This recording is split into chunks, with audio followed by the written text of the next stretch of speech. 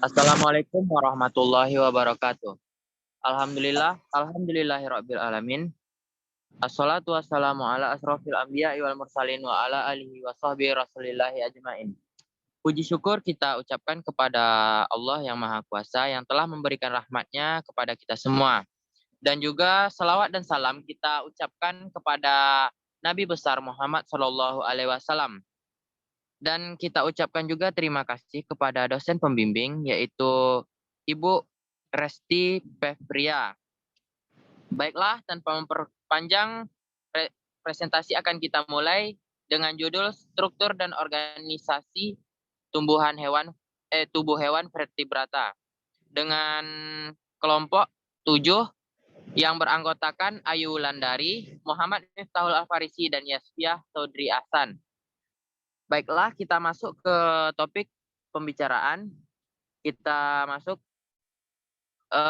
hewan vertebrata akan disampaikan oleh Yasfiah. Kepada Yasfiah dipersilahkan. Baiklah, terima kasih kepada moderator.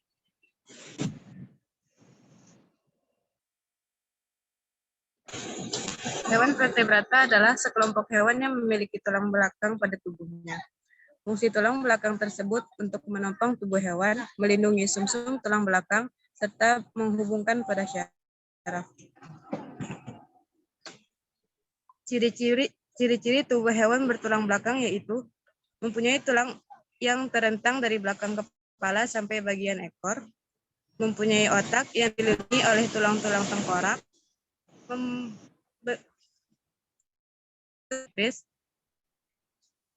mempunyai kepala, leher, badan, dan ekor. Walaupun ekor dan leher tidak mutlak ada contohnya pada katak. Ciri-ciri umum, contoh dan manfaat hewan vertebrata. 1. Pisces. Ciri-ciri umum, alat bergerak pada sirip dan ekor, nafas dengan insang, tidak mempunyai daun telinga, berdarah dingin. Contohnya seperti ikan hiu, ikan gurami, dan ikan mas. Manfaatnya sebagai sumber makanan yang berpotensi tinggi, sebagai hewan peliharaan atau hias di dalam akuarium, sebagai ladang bisnis. 2. Amfibi. Ciri-ciri umum, hidup di air dan di darat. Alat bernapas berupa insang, paru-paru, dan kulit. Pembuahan terjadi di luar tubuh induk. Beberapa mengalami metamorfosis. Berdarah dingin. Contohnya katak. Manfaatnya sebagai bahan makanan untuk uji kehamilan dan mengatur populasi nyamuk.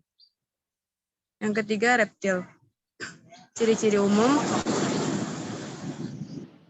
hidup di darat, beberapa hidup di air, umumnya karnivora. Berkembang biak secara ovipar dan ovovivipar. Berdarah dingin, contohnya buaya, ular, kadal, dan komodo.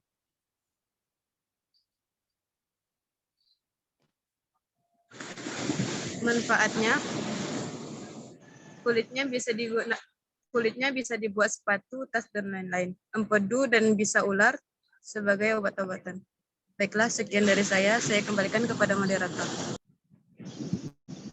Terima kasih kepada Yasfiah. Selanjutnya akan dilanjutkan oleh saya sendiri, yaitu materinya yaitu Hafes. Ciri umum dari Hafes yaitu hidup di darat, bernafas dengan paru-paru dan pun di udara, berkembang biak dengan ovipar, pembuatan terjadi dalam tubuh induk, berdarah dingin, contohnya angsa, burung, dan ayam. Manfaat dari Hafes ini yaitu sebagai bahan makanan, sebagai hewan peliharaan, bulu itik dan angsa, atau dibuat selimut dan bantal dan juga lain-lainnya. Selanjutnya itu ada mamalia. Mamalia merupakan hewan vertebrata yang muncul pada zaman Mesolitikum yang saat ini dialami seluruh relung muka bumi yang mudah di daratan, lautan, sepanjang pantai danau, sungai, bawah tanah, dan juga pohon. Sebutan mamalia ini berasal dari keberadaan gradula atau kelenjar pada tubuh mereka yang berfungsi sebagai penyuplai susu sebagai sumber makanan anaknya. Mamalia ini bersifat endotermis karena memiliki pusat pengatur panas tubuh atau homoitermus. Ciri-ciri umum mamalia yaitu tubuh umumnya terdapat rambut, kulit kelenjar, bernapas dengan paru-paru, berkembang biak dengan vivipar, berdarah panas. Selain dari itu, ada juga lubang telinga luar umumnya memiliki daun telinga yang kenyal. Columna vertebralis yang linear di wilayah itu yaitu cervix, thorax, dan caudal. Mempunyai 4 anggota gerak kecuali golongan catesan.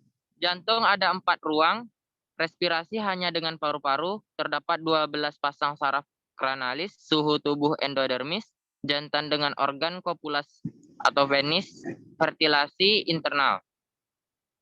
Manfaat dari ini sebagai bahan makanan. Ada juga kulitnya sebagai bahan pembuat tas, jaket, sepatu, dan juga lain-lainnya. Sebagai sarana transportasi. Selanjutnya kita masuk ke klarifikasi hewan vertebrata. Ya, yang pertama ada Pisces. Pisces ini klarifikasinya yang pertama ada Agnetha closamata, dibedakan menjadi 2 ordo yaitu Myxiniformes dan Cephalasdomorphi. Untuk Myxini sendiri tidak mempunyai sirip punggung, sirip yang daging kecil di sekitar ekor, mulut di ujung moncong dilengkapi dengan 4 pasang tentakel, tidak mempunyai bonukal femel yang ada beberapa gizi, kantong hidung dekat ujung kepala. Yang kedua itu ada Cephalasdomorphi. Salah satu spesies ikan anggota kelas ini adalah ikan lamprey. Ditemukan pada lingkungan laut, perairan tawar, mempunyai siklus hidup berbagai larva yang disebut dengan Amocoete yang hidup di perairan air tawar. Selanjutnya itu ada Chordienches, terbagi menjadi 2 subkelas yaitu Elmachobrachi dan Holocephali. Selanjutnya ada Otesiles terbagi menjadi 2 subkelas yaitu Sarcopterygi dan Actinopterygi. Untuk Sarcopterygi, ikan ini dideskripsikan oleh J.L.B. Smith dan dinamai Lameria volumae. Sepertinya ikan ini sudah punah, tetapi belum lama ini ditemukan di dekat perairan air laut di dekat laut Kalimantan. Selanjutnya itu ada Actinopterygi. Kelas Actinopterygi merupakan kelas yang paling banyak di bumi. Nelson menegaskan bahwa kelas ini mencakup 44 ordo yang memiliki 26.891 spesies. Selanjutnya ada kelas amfibi. Kelas amfibi terdiri atas beberapa ordo, yaitu ordo Gymnophiona dan ordo Caudata dan Anura. Untuk ordo Gymnophiona, contohnya itu seperti salamander. Kalau untuk ordo Caudata itu ada kayak Cecilian, untuk Anura itu ada kodok. Selanjutnya itu ada Aves. Aves ini terdiri dari beberapa ordo, yaitu ordo Raties, Gomez, Natatores, Gralatores, Caraciformes, Columbiformes, Apodiformes, dan Oscines. Selanjutnya itu ada klarifikasi mamalia. Klarifikasi mamalia memiliki 14 ordo, yaitu ordo Monotermat, Marsupilia. Marsupilia ini bentuknya seperti hewan berkantung pada perutnya untuk yaitu. Selanjutnya ada Artiodactyla, ada karnivora, ada cetacea, ada Cidoptera, ada Edentata, Insectivora, Lagomorpha, Pesiodactyl, Primata, Propedencia, Rodentia, Sirenia. Ada pula yang tertinggal tadi klasifikasi reptil. Reptil ini terbagi menjadi 4 ordo, yaitu Squamata, Crodolia, Chelonia, dan Ceropehilia. Untuk yang Crodolia ini seperti buaya. Selanjutnya, itu jaringan hewan yang akan dijelaskan oleh Wulan. Kepada Wulan dipersilahkan. Baiklah, saya akan melanjutkan pembahasan dari rekan saya Miftahul Alfarisi, yaitu jaringan hewan. Jaringan hewan terbagi dengan pertama jaringan epitel. Jaringan epitel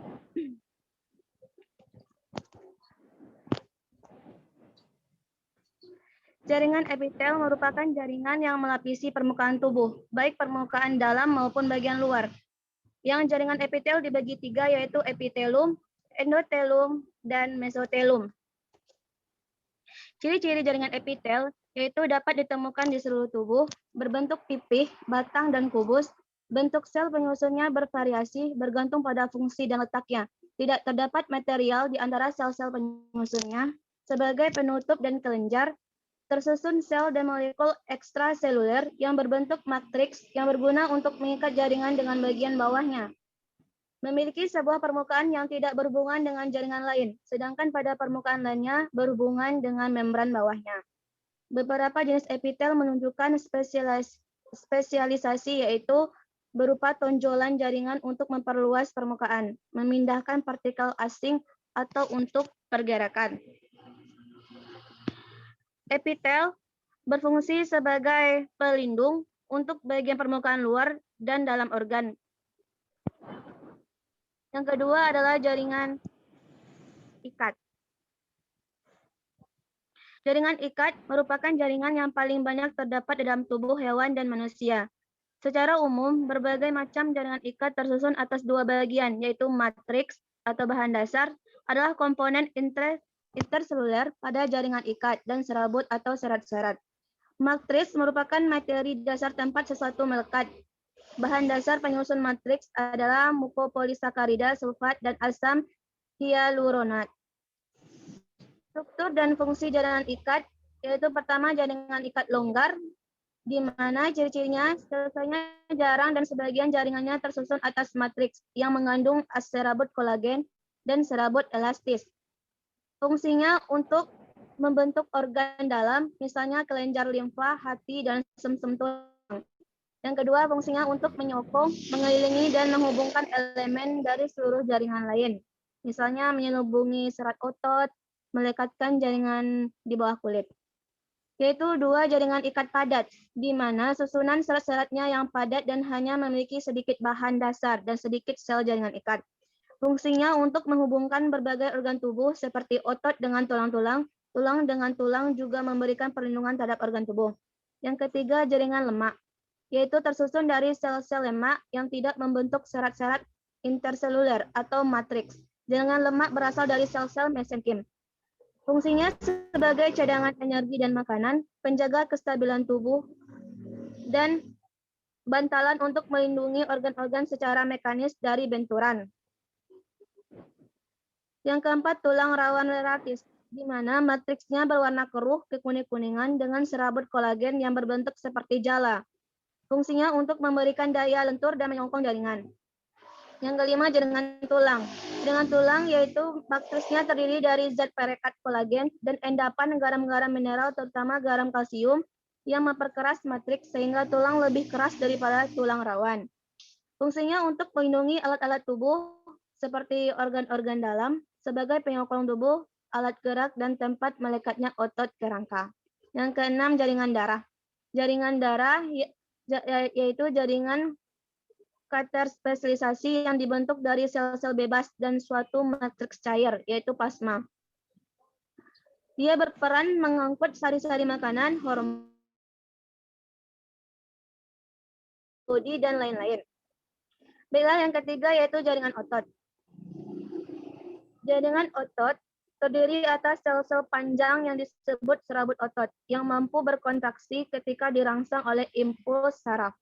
Tersusun dalam susunan partikel di dalam sitoplasma, serabut otot adalah sejumlah besar mikrofilamen yang terbuat dari protein, kontraktil, aktin, dan miosin. Jenis-jenis jaringan otot yaitu pertama otot lurik, yang kedua otot polos, dan ketiga otot jantung. Yang keempat yaitu jaringan saraf. Jaringan saraf berperan dalam penerimaan rangsang dan penyampaian rangsang. Secara etimologi, jaringan ini berasal dari lapisan ektoderm. Jaringan ini terdapat pada sistem saraf pusat, yaitu otak dan sistem tulang belakang, dan pada sistem saraf tepi. Bagian-bagian jaringan saraf yaitu dendrit, yaitu penjuluran pendek sitoplasma yang keluar dari badan sel. Yang kedua, badan sel yang di dalamnya terdapat nukleus atau inti sel. Yang ketiga, akson, yaitu penjuluran panjang atau tunggal serabut sitoplasma yang keluar dari badan sel. Yang keempat, sel Schwann, yaitu sel neuroglia yang membentuk selubung lemak di seluruh serabut mielin atau sel penyokong akson.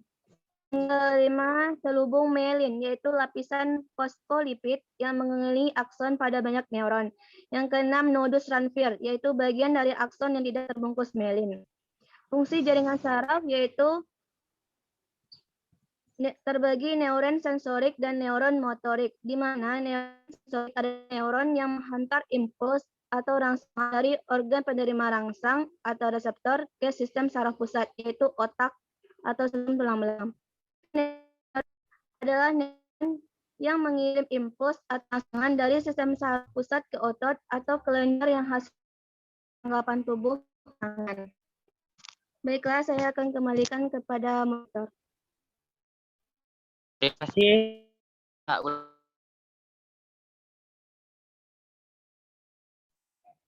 Sekian itulah yang dapat kami presentasikan. Dapat kita tarik kesimpulan bahwa vertebrata adalah golongan hewan yang memiliki tulang belakang.